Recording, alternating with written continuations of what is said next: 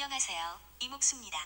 DIY 가구 만들기 입문 과정에서는 이런 모양의 협탁을 가장 먼저 배우게 되는데요. 여기엔 나름의 이유가 있습니다. 협탁을 만드는 과정에서 상자 구조, 즉 박스 조이너리를 배울 수 있기 때문인데요. 상자라고 하면 우리가 얼핏 떠올릴 수 있는 연필꽂이가 있죠. 그리고 또 뭐가 있을까요? 농부들이 사용하는 되가 있죠. 콩이나 쌀을 재거나 옮기는 그 되, 한 되, 두 되, 석 되 하는 그 되도 상자 구조입니다.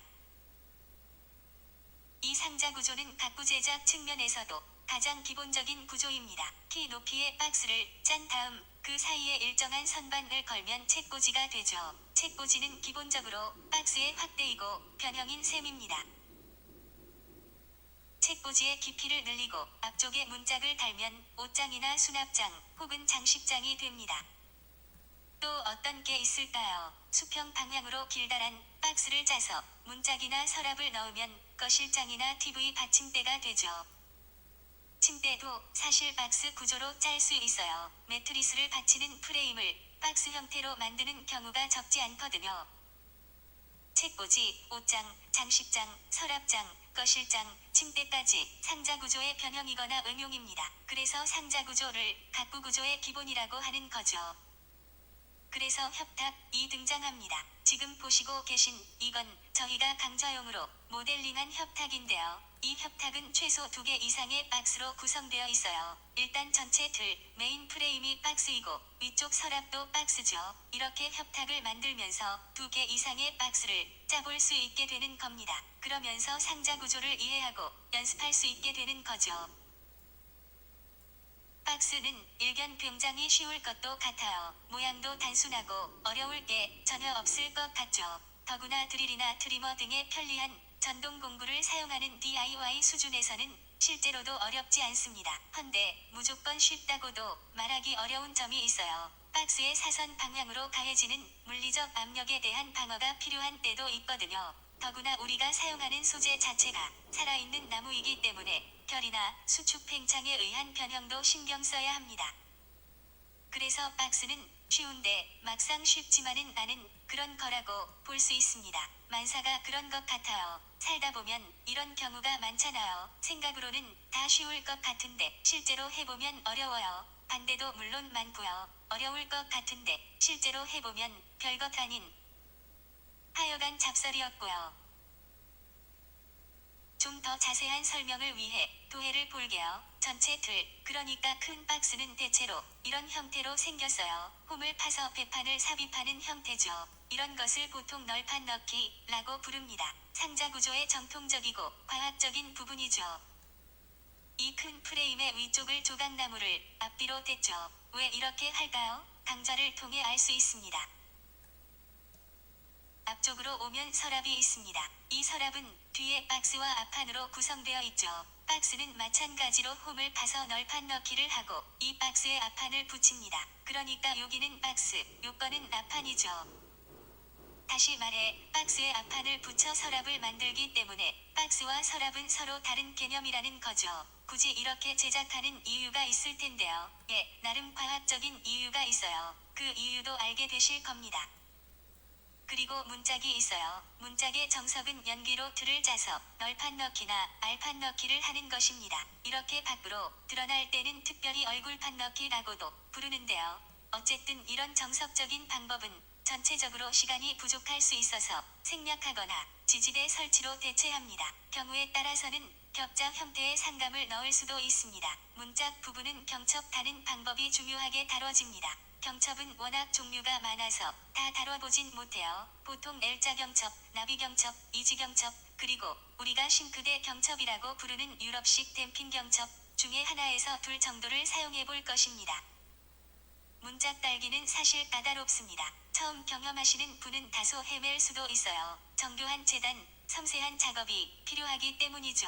특히 이런 삽입형 문짝, 보통 인도어라고 부르는 문짝은 그냥 달기는 쉽지만 잘 달기는 어렵습니다. 그렇다고 죽도록 어렵진 않으니 너무 겁먹지는 마세요. 그리고 하단의 다리 부분입니다. 이렇게 세 방향으로 연결하는 것을 삼방연결이라고 부릅니다. 이 부분도 나사못으로 연결할 수 있지만 저희 강좌에서는 장부를 짜요. 시간이 충분할 때는 암장부와 숫장부를 직접 가공하고 여의치 않을 때는 도웰 포인트를 이용하거나 도미노 조이너리를 이용하여 작업합니다. 어쨌든 삼방 연결은 프레임 구조, 즉 테이블 구조의 가장 보편적인 형태이기 때문에 배워두면 다양한 테이블과 의자류를 만들 수 있습니다. 이렇게 읊다 보니 배우는 게 상당히 많네요. 나무와 목재에 의해 가구의 기본 구조, 목공 안전 수칙도 배웁니다. 아마도 전국적으로 이렇게 친절하고 세세한 커리큘럼은 드물 것 같아요. 어떤 장비를 주로 다루는지도 간략히 말씀드릴게요. 일단 드릴이 기본입니다. 사계 맞춤이나 주먹장 맞춤은 이 커리큘럼에 들어있지 않아요. 그런 걸 배우는 데엔 시간이 많이 들거든요. 그래서 정통자기는 추후 다른 판을 개설해서 진행할 예정입니다. DIY 임무는 기본적으로 드릴과 나사못으로 조립하죠. 나사못은 한 개가 200kg을 버틸 만큼 장력이 있습니다. 드릴링은 나름의 기술과 과학이 있기 때문에 결코 조악한 기술로 치부될 수 없어요. 드릴 다음으로 트리머의 사용이 많습니다. 트리머를 가지고 암장부를 가공하거나 날카로운 각을 부드럽게 처리하는 법을 배웁니다. 드릴, 트리머, 샌더 등의 가벼운 핸디형 전동 공구를 위주로 배우는데 이런 가벼운 공구들만으로도 멋진 원목 가구를 만들 수 있다는 걸 알게 될 거예요. 이외 드릴 프레스, 각도 절단기 등의 중형 공구들도 다룰 것입니다. 우리가 진행하는 목공 입문 과정이 다른 수업들과 차별화되는 점이 여럿 있는데 재단을 강사가 다 알아서 해주는 식이 아니라는 것입니다. 보통 재단기 근처에 얼씬도 못하게 하지만 우리 수업은 그렇게 딱딱하지는 않아요. 재단의 맛을 볼 수 있는 것이죠. 물론 워낙 위험한 장비이기 때문에 강사의 안전조치나 참관이 뒤따릅니다. 마지막으로 입문 과정에서 사용하는 나무에 대해 간단히 설명드릴게요. 원목이나 목공에 관심 있는 분은 잘 아실 텐데 집성목이란 게 있어요. 공장에서 집성되고 가공되어 사용자가 쉽게 사용할 수 있도록 나온 나무입니다. 이게 보통 4-8 사이즈로 나오는데요. 센티미터로 치면 너비 120cm, 길이 240cm입니다.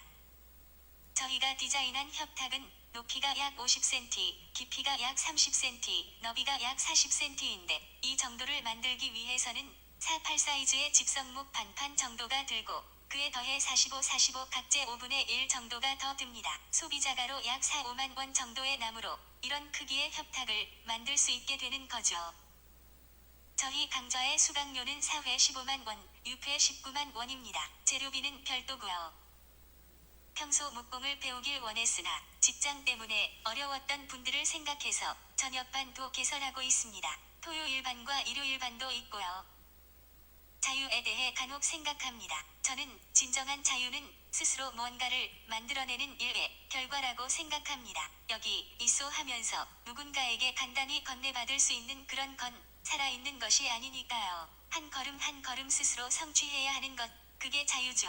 혼자 해나가지만 타인의 도움과 우주와의 협동에 열려있는 일, 그런 게 좋은 일입니다. 노동이면서도 창작인 그런 일이 좋은 일입니다. 좋은 일은 그 자체로 자유이고 휴식입니다. 목공도 그렇습니다.